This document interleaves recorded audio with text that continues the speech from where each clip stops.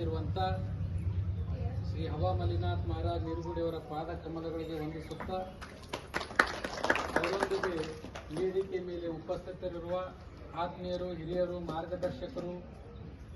371ನೇ J 371 J ಹೋರಾಟದ ರೂವಾರಿಗಳಾದಂಥ ಸೈಯದ್ ರೌಫ್ ಖಾದ್ರಿ ಸಾಹೇಬ್ರೆ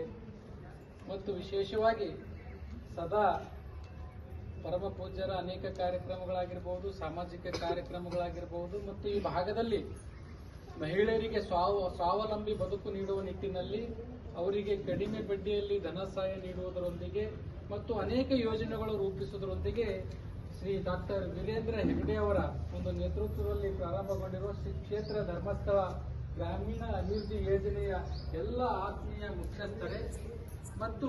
ಈ ಒಂದು ಸುಕ್ಷೇತ್ರ ಧರ್ಮಸ್ಥಳ ಗ್ರಾಮೀಣ ಅಭಿವೃದ್ಧಿ ಯೋಜನೆಯಡಿ ಆಯ್ಕೆಯಾಗಿರುವ ಎಲ್ಲ ಫಲಾನುಭವಿಗಳೇ, ತಮಗೆಲ್ಲರಿಗೂ ಕೂಡ ಈ ಒಂದು ಕಾರ್ಯಕ್ರಮದಲ್ಲಿ ಹಾರ್ದಿಕ ಸ್ವಾಗತವನ್ನು ಆಶೀರ್ವಾದ. ದೇಶದಲ್ಲಿ ಈಗಾಗಲೇ ಪರಮ ಪೂಜ್ಯರು ಸಂವಿಧಾನ ಸಮರ್ಪಣಾ ದಿನದಲ್ಲಿ ದಿವ್ಯ ಸಾನ್ನಿಧ್ಯ ವಹಿಸಿ ಇಡೀ ದೇಶ ಸಂಭ್ರಮಿಸುತ್ತಿರುವ ಸಂದರ್ಭದಲ್ಲಿ ಆ ಕಾರ್ಯಕ್ರಮದಲ್ಲಿ ಭಾಗವಹಿಸಿ ಬಂದಿದ್ದಾರೆ. ಪ್ರಪ್ರಥಮವಾಗಿ ತಮಗೆಲ್ಲರಿಗೂ ಕೂಡ ಡಾಕ್ಟರ್ ಬಾಬಾ ಸಾಹೇಬ್ ಅಂಬೇಡ್ಕರ್ ಅವರು ಬರೆದಿರುವ ಸಂವಿಧಾನದ ಒಂದು ದಿನದ ಸಮರ್ಪಣೆ ದಿನದ ಹಾರ್ದಿಕ ಶುಭಾಶಯಗಳು.